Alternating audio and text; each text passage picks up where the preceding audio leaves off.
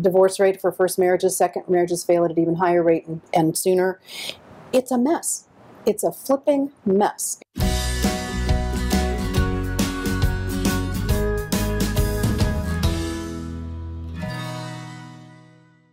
So on the panel, we have experts in the field of marriage, starting over, dating, life. So I want to ask you guys, when it comes to somebody's desire to really sustain a healthy marriage, what is necessary? What do they need to know? Where should we have them start?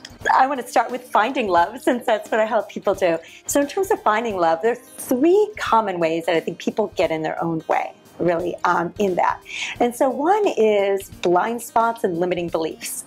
So we do a whole feedback process with our clients' dates to find out, things they may be saying, doing, getting in their own way in ways that they're blind to.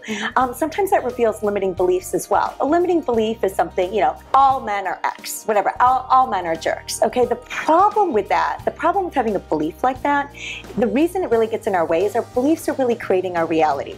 Because what we're doing is we have a belief, it's operating as a filter, and it's actually magnetizing all those men, all those jerks are coming to us because that's our belief. That, we're not even, our subconscious not even noticing any of those, all those great guys out there. So I think blind spots and limiting beliefs come in the way of people really challenge people in finding a relationship.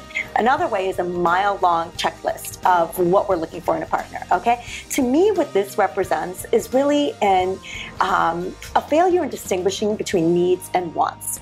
So needs are those must-haves that really, I think those are aligned with our core values, our life goals. These are what we really must have in a relationship to sustain it.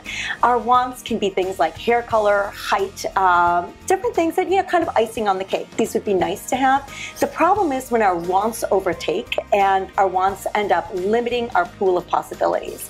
And so that mile-long checklist really can get in our way. And I think sometimes people use that actually as a defense mechanism to kind of push people away. But in any case, to be aware that, wow, as that checklist is getting longer, our pool is getting narrower, and we're missing some really great people likely. I could really boil it down very comfortably, and I definitely do this in my training. You have to be willing to make the marriage more important than the individual needs. We are in a society right now where it's, I get what I want, when I want it, how I want it, where I want it, and to heck with everything else. That's a formula for disaster. We have, depending on the statistics, you probably know this better than I do, but somewhere around a 60% divorce rate for first marriages, second marriages fail at an even higher rate and sooner. It's a mess. It's a flipping mess. Yeah. And over and over and over, I see, anyway, that people are coming in and they'll put this feeling, that wish, that want, that whatever, in front of what does the marriage need. The marriage is the most important thing.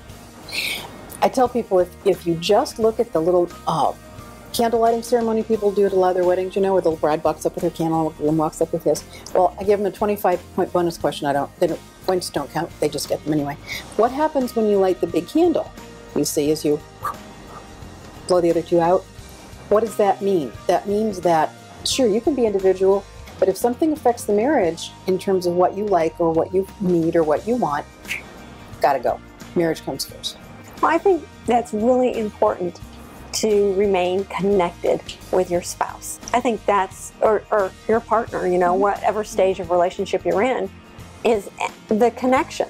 You have to be willing to communicate in a way that is respectful. It includes fair fighting, but it includes just saying please and thank you instead of, yo, get this, whatever you're going to say that's disrespectful in any way, right? Or just, talking to them instead of behind the screen of something, We're so caught up in our technology today that sometimes it's difficult to remember, hey, we're sitting down having a conversation. This is important. I care about you. I want to connect with you, right?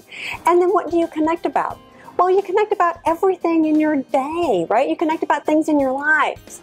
You want to show interest, right, in what your spouse finds interesting, right? What are their goals, dreams, desires? Do you know that? You should, right? Even if you don't share them, right? You need to know what they are so you can be interested in them. And if nothing else, say, yeah, go, baby, go.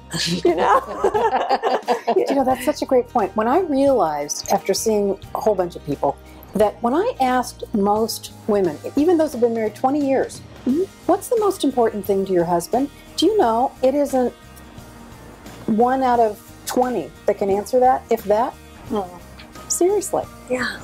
That's a problem. Seriously. The answer, of course, by the way, is her happiness. That's what he wants the most. This is a manned-up man, not a little boy, you know, selfish guy. But manned-up men, there's a lot of them out there, and they only want her happiness. But they don't know that. That's a big deal. So you've got to find out what your partner really likes, needs, and wants for sure. Yeah, yeah. When it comes to sustaining love, it sounds like novelty, fun, adding to each other's lives. These things are imperative that you do. If it gets old, it gets stagnant, it doesn't work. It sounds like what you really have to do is be aware of who you are, right? And not put your wants above your needs so that you can pick someone who you're really truly deserving of.